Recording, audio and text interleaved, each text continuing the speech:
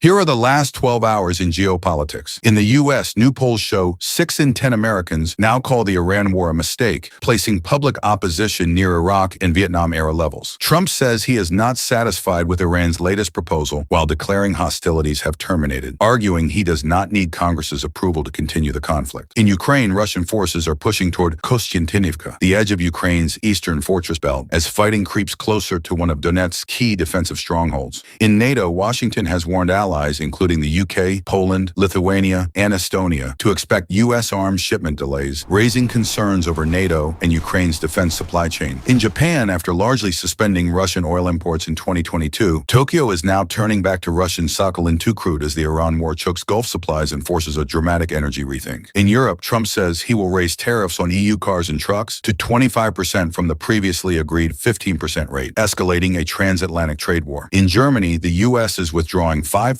troops amid the Iran war dispute, deepening the NATO rift and forcing Berlin to rethink Europe's security burden. In the U.S., Spirit Airlines is winding down after bailout talks collapsed, ending an ultra-low-cost pioneer and threatening higher fares as budget competition shrinks. In Cuba, Trump joked that the U.S. could take over the island by sending the USS Abraham Lincoln offshore on its way back from Iran, claiming Cuban leaders would quickly surrender. In Kenya, floods and landslides have killed at least 10 people, while rising river levels and dam overflow risks are raising alarm for downstream communities. In Venezuela, oil exports have jumped to 1.23 million barrels per day, the highest since 2018, as sales surged to the U.S., India, and Europe amid global supply disruptions.